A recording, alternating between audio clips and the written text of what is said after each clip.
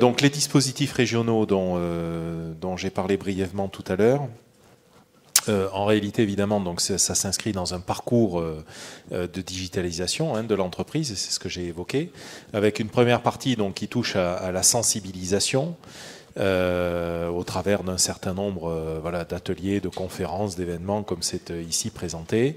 Et puis, donc avec le soutien régional, là on a par exemple 1600 entreprises donc sensibilisées en 2019, avec ce soutien sur différents dispositifs, dynamiques, KPA numérique, etc. Puis cette partie conseil, donc j'ai bien évoqué que notre vision, c'est vraiment cette vision de stratégie au niveau de l'entreprise. Donc avec un fort impact grâce à PDL Conseil pour les TPE-PME, donc avec donc une taille inférieur à 250 ETP et un chiffre d'affaires inférieur à 50 millions d'euros. Au-delà, on est sur d'autres dispositifs, notamment. Donc, mise en place d'outils sur des process internes, sur des choses qui touchent vraiment à l'organisation, sur donc le besoin, justement, on a vu dans les présentations précédentes que on n'est pas forcément, quand on est chef d'entreprise, expert sur les questions du numérique. On n'est pas nécessairement sur tous les sujets qui composent l'offre de l'entreprise, mais là c'est vrai qu'il y a souvent besoin d'un accompagnement qui nous permette sûrement de mieux définir nos besoins et du coup d'avoir ce process engagé dans l'entreprise. Donc ce PDL Conseil, il permet justement de la mise en place d'outils, des études, des choix de stratégie de développement notamment, et puis des accompagnements de façon très concrète, individuelle notamment, ici comme c'est indiqué, sur les commerçants. On vous a parlé tout à l'heure de commerce du futur, d'un ensemble de possibilités en fonction des segments touchés. Au-delà du conseil, donc, nous avons la partie investissement, puisque on sait bien que si on veut profondément impacter l'organisation de l'entreprise, on n'est pas là sur des questions de matériel, on est plus là sur des questions de mode opératoire, et du coup on a voulu accompagner la réflexion et la stratégie d'entreprise avec la possibilité d'avoir accès à un financement sur des investissements de logiciels notamment. On parle ici de RP, par exemple, d'outils collaboratifs, d'outils de CAO, bref, c'est-à-dire des choses qui vont réellement venir impacter l'organisation et le mode opératoire de l'entreprise.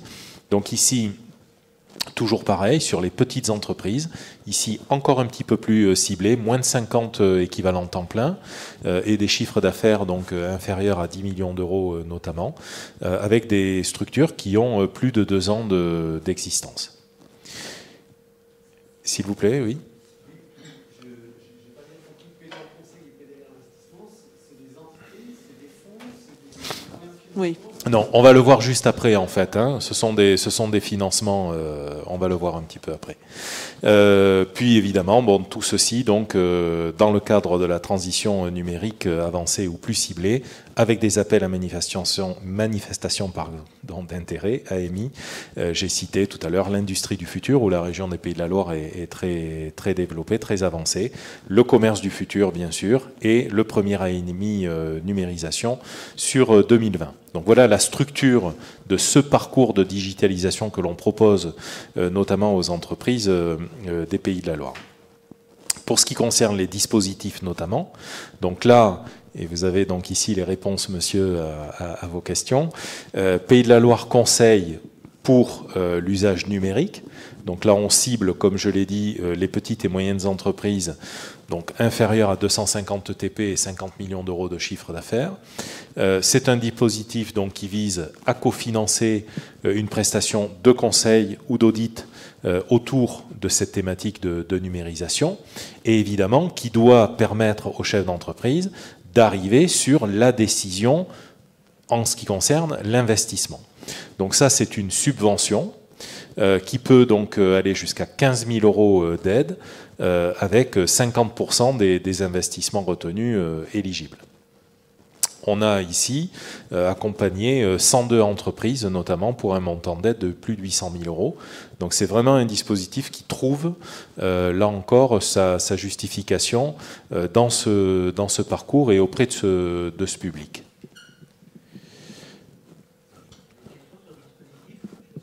Oui, je vous entends, oui. Les cabinets de conseil, ils sont référencés ou c'est l'entreprise qui les choisit? Hélène, vous allez pouvoir compléter sur des... Je vous en prie. Oui, c'est bon, ça marche. Non, donc nous, on n'a pas de référentiel de cabinet conseil. Hein. C'est l'entreprise, elle, qui choisit son prestataire.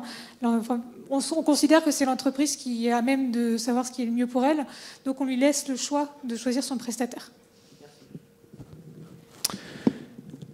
Donc le deuxième volet, Pays de la Loire investissement numérique. Donc là, on a vu le public cible, donc moins de 50 TP, un chiffre d'affaires donc inférieur ou égal à 10 millions d'euros.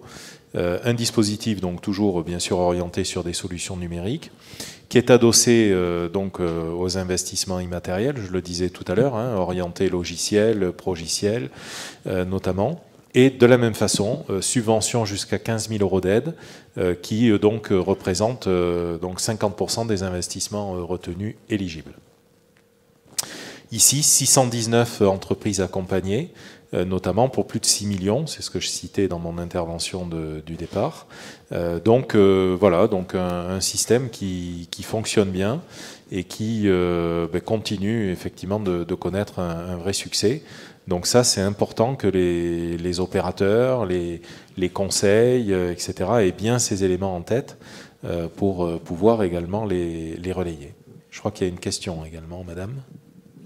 Bonjour, je voulais simplement savoir si le nombre d'entreprises accompagnées, c'est depuis le début que le dispositif existe, ou bien si c'est une cote sur une année, par exemple.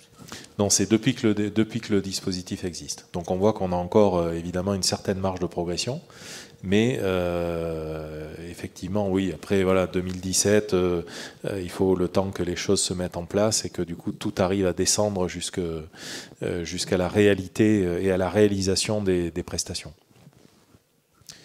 Vous parlez des entreprises. Est-ce que les organismes publics ou semi-publics, les collectivités, les mairies, etc., sont éligibles aussi, ou est-ce qu'elles ont un autre fonds destiné au public ? Donc là, elles ne sont pas éligibles à ces dispositifs ici. Là, on est vraiment sur une cible de TPE, PME, et il y a ensuite d'autres dispositifs qui permettent de faire les relais avec les autres types de structures, publiques notamment. Il y avait une question devant également, monsieur qui lève la main. Et n'hésitez pas, si vous êtes sur Internet, il y a la possibilité de poser vos questions dans le chat. Oui, je voulais savoir s'il y avait des seuils minimaux. Vous avez évoqué l'antériorité de 2 ans pour l'existence des entreprises. Certaines structures ont des besoins qui sont somme toute relativement limités et les budgets ne sont pas forcément énormes. On est sur des budgets de quelques centaines, voire quelques milliers d'euros. Alors pour Pays de la Loire investissement numérique, on est sur un seuil minimum de 5 000 euros hors taxe de dépenses. Donc voilà, et pour Pays de la Loire conseil, on est sur 4 000 euros de seuil minimal. J'ai une autre question. Alors n'hésitez pas à vous présenter avant. Alors, bonjour, Simon Rabouille, Agile RH. J'avais une question sur ces dispositifs. Est-ce que vous avez déjà pu identifier les secteurs d'activité qui étaient particulièrement intéressés, ou est-ce que finalement c'est un peu tout secteur d'activité, les demandes ? Alors oui, on a majoritairement des secteurs de l'industrie. Secteur de l'industrie, secteur des services, principalement. Au jour d'aujourd'hui, le BTP également. Et puis après, à la marge, on a quelques entreprises du tourisme ou de l'ESS également. On va compléter par une question qui nous arrive donc sur le fil du chat de Laetitia Pubert. Bonjour déjà. Comment est-ce que les entreprises sollicitent ces aides ? Alors ces aides, généralement, les entreprises ont soit tout simplement consulté le site de la région et sont venues directement vers nous, mais on a aussi les développeurs économiques de l'agence Solutions & Co qui se font le relais sur le territoire. Donc là, les entreprises peuvent directement les contacter. Ils ont un site internet Solutions Développement où vous aurez après les coordonnées sur une prochaine slide, où là, ils sont à la disposition des entreprises pour les guider, pour les renseigner si le dispositif correspond à leurs besoins et puis également pour les aider à compléter leur dossier au besoin. On va pouvoir compléter effectivement avec des informations qui seront reprises sur les slides suivants. Et alors je vois une autre question qui arrive, vous souhaitez la passer maintenant ou Oui, on peut la faire effectivement. Est-ce que les entreprises peuvent accéder directement à l'aide investissement numérique ou doivent-elles impérativement passer par un consultant? Alors les deux aides sont déconnectées. On peut faire soit le conseil, soit l'investissement, soit les deux. Ça peut être. Là-dessus, il n'y a pas d'obligation. Donc je pense qu'il y avait effectivement aussi dans la question l'intervention ou non des activateurs, des personnes extérieures aux différents organismes. Est-ce qu'il faut qu'ils passent par un activateur ou est-ce qu'ils peuvent vous solliciter? Ils peuvent vous solliciter directement à Solutions Éco ou Région. Oui, non, ils peuvent directement nous solliciter ou solliciter Solutions Éco. Il n'y a pas de souci. Oui, c'est la réponse en fait qu'un des chatters à apporter. Donc au-delà de PDL conseil et investissement numérique, donc ensuite on rentre dans des programmes plus spécifiquement dédiés à des pans des secteurs d'activité, notamment sur la question de l'industrie du futur. Donc là, en fait, nous avons donc mis en place une stratégie pour véritablement aider à la modernisation des process de production, particulièrement destinés pour le coup là aux PME ayant véritablement une activité principale de production. Donc on a évidemment un très large panel d'éligibilité. On parle de l'automatisation, de l'organisation industrielle bien évidemment, l'optimisation des consommations, etc., etc. Il y a la question des technologies immersives, tout ce qui touche à la réalité virtuelle, bien entendu, et augmentée, la digitalisation 3D, la gestion des données, etc., l'intelligence artificielle et bien d'autres, sachant que sur notre territoire, les 5 départements qui composent les Pays de la Loire ont chacun une ou des spécificités sur la question de l'électronique industrielle sur la région d'Angers, sur la question de la réalité virtuelle, par exemple, sur la Mayenne. Bon, bref, je ne vais pas tous les citer, mais on a ce maillage territorial qui permet véritablement de mobiliser un ensemble de territoires, d'acteurs et de compétences pour pouvoir justement aller sur ces questions d'industrie du futur. Donc là, on a un soutien régional qui se décline selon les 3 volets qui sont ici présentés. D'abord, tout ce qui touche à la faisabilité, c'est la partie diagnostic, avec une subvention donc, qui peut aller jusqu'à 80% du montant hors taxe d'un conseil externe, et c'est plafonné à 23 000 €. Ensuite, on a une phase d'expérimentation, preuve de concept. Donc là, c'est un prêt à taux nul et ou une subvention selon les cas, avec un plafond donc à 40 000 €. Et puis enfin, le déploiement opérationnel. Donc là, c'est un prêt qui est couplé, dans certains cas, là encore, à une subvention. Et ça peut aller jusqu'à 400 000 € en complément de financement privé. Donc là encore, la région permet d'impulser la démarche, toujours avec cette vision d'audit, puis ensuite de preuve de concept et évidemment de mise en opération du système. Donc là, je ne vois pas de questions sur ce sujet. De la même façon, donc on a créé un AMI pour le commerce, donc appelé commerce du futur. Donc là encore, on veut bien sûr encourager la mise en œuvre donc de solutions et d'initiatives innovantes en matière de commerce. On a vu tout à l'heure, ça a été expliqué par Madame de la Banque de France sur notamment le secteur marchand qui s'est plutôt bien tenu dans les Pays de la Loire. Peut-être que, et même probablement, que ce dispositif y est pour quelque chose. Donc les bénéficiaires, ce sont des entreprises qui exercent une activité commerciale, une activité artisanale ou technologique, plutôt une PME, des unions artisanales ou commerciales, des fédérations professionnelles, des collectivités territoriales et des équipements publics, et puis des projets éligibles qui sont plutôt innovants, bien sûr, avec une valeur technologique marquée, forte, de nouveaux services, par exemple, offerts aux consommateurs, la question du e-commerce pour des structures marchandes de tailles diverses et variées, mais qui peuvent développer des véritables solutions innovantes, la capacité à créer du flux, et notamment, on a des enjeux sur l'ensemble d'un territoire, que ce soit sur des zones plus rurales ou plus urbaines ou urbaines. Les besoins ne sont pas les mêmes et on doit pouvoir adapter justement des dispositifs qui permettent à chacun, en tout cas, de pouvoir intégrer le numérique comme un outil du développement.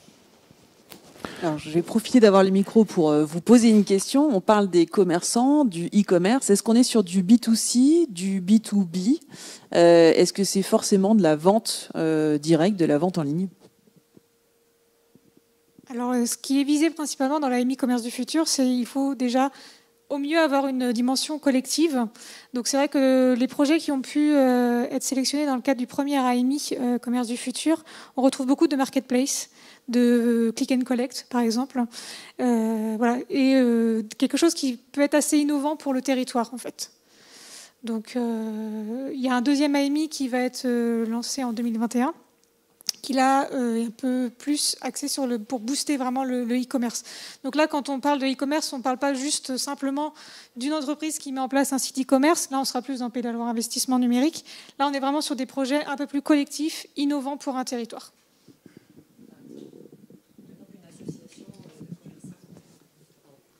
Oui, bonjour. Gianni Sini, AAC Innovation, cabinet de conseil et organisme de formation au Sable d'Olonne. Merci. Donc oui, je disais, donc collectif, par exemple, une association de commerçants qui voudrait fédérer et mettre en place une marketplace sur son territoire. Exactement. C'est le type de projet qui pourrait potentiellement rentrer dans le cadre de cette AMI. Qui porte le projet? Le président de l'association? Un commerçant? Qui Là, dans ce cas-là, ça peut être un président d'association, ça peut être aussi un EPCI qui décide de ce projet. Vraiment, par rapport aux bénéficiaires, comme on peut l'indiquer, ça peut être plusieurs types de porteurs de projets. Si on fait le parallèle entre industrie du futur et commerce du futur, on voit qu'ici, on a une dimension qui est beaucoup plus marquée sur le territoire. Donc c'est vrai qu'on est ici beaucoup plus attaché à apporter des solutions qui permettent à des commerçants, on va dire de proximité, à trouver des solutions par de la mutualisation de moyens, par des mutualisations de solutions, pour justement pouvoir continuer à se développer. Et c'est souvent effectivement lié à des projets de territoire. C'est pour ça qu'il y a souvent des exemples avec des EPCI, enfin des structures publiques justement qui peuvent porter des projets de ce type-là.